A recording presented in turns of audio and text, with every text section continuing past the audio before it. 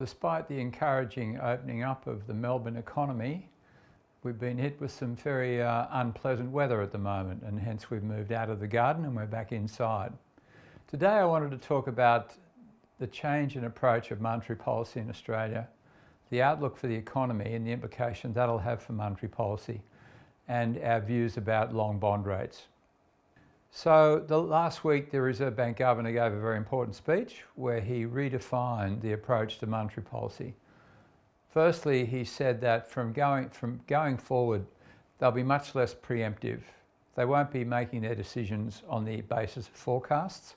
They'll be actually wanting to see inflation within the 2 to 3% band and supported by a tight labour market. So in other words, they'll want the labour market to have improved dramatically and inflation to be in the 2 and 3% band before they'd consider raising interest rates. He also talked about their mandate, and the Reserve Bank's mandate, that they're very happy has been the case, that their mandate has been price stability, full employment and national economic welfare. He said that unlike other countries where they opted purely for price stability, the full employment component was always there. And indeed the implication is that it's the full employment story that's dominating the policy agenda now, rather than the targeting of inflation. He talked about the gravitational effect of global interest rates, pointing out that with the world sending their interest rates to zero, if we didn't do the same, then it'd be unnecessary upward pressure on the currency.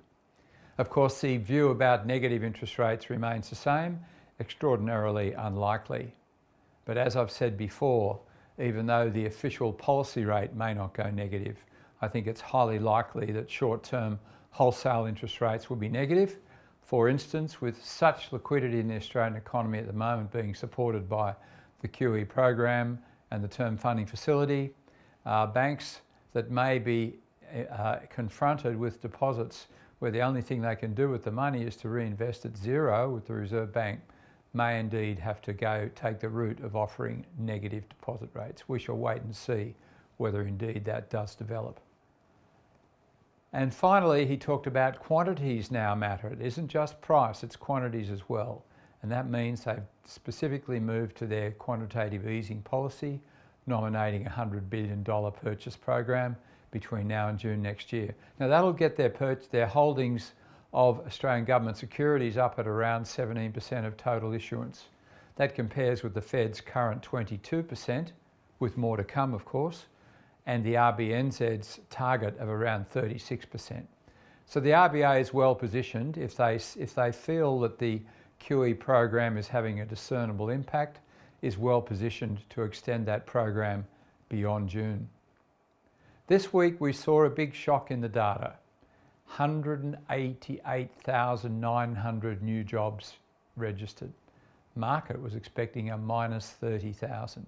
So of course that's significantly changed people's feelings about the strength of the economy. We can only say that back in July, when most people were forecasting negative growth in the September quarter and pretty flat growth in the December quarter because of this overwhelming impact of the fiscal cliff, we're actually forecasting 8% annualised growth in the second half of this year. And now we're finding that people are actually trying to jump above us for even higher numbers. We'll be happy to stick with those numbers at the moment, but of course I do believe that there is upside risk to that 8% annualised growth pace for the second half of this year. But next year is where markets will be most focused. We expect that the momentum of the reopening will certainly feed through into the first quarter of next year. But then we're looking for a soft patch in the economy, impacted by the unwinding of the moratorium around insolvencies, impacted around the fact that banks will have to address their deferred loans. They have got them down by 67%, but they're always going to have that rump, both in the mortgage market and in the small, medium enterprise loans. And that's when the impact will start to come in the middle of the year.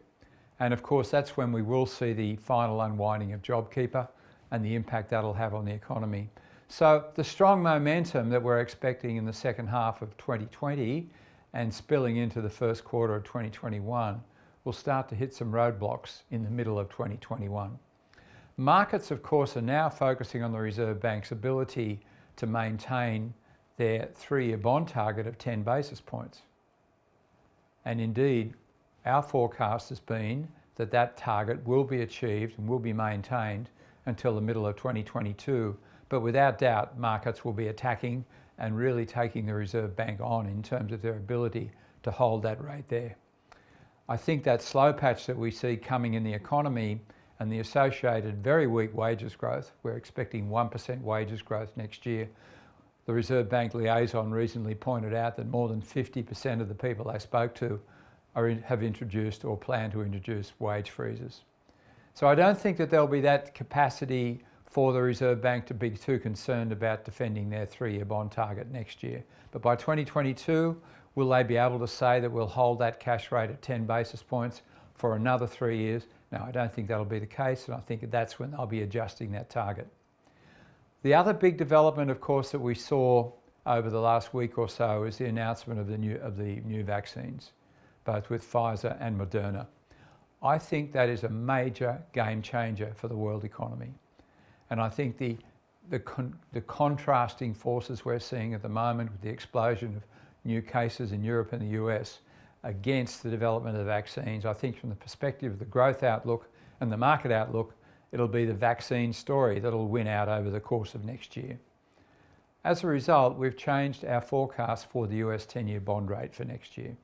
We did have that bond rate holding in that 0.7 to 0.9 range for all of the year, very much being driven by an aggressive Federal Reserve.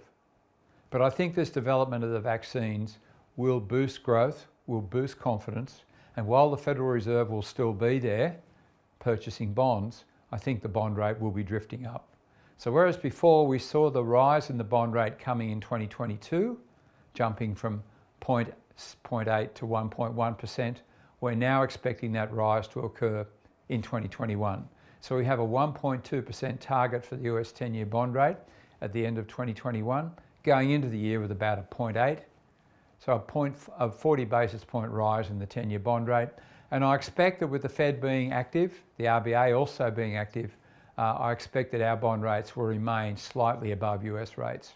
So a substantial steepening in the yield curve next year, very much driven by that rise in 10-year bond rates, which will be driven by that game changer associated with the development of these new vaccines. Thank you very much.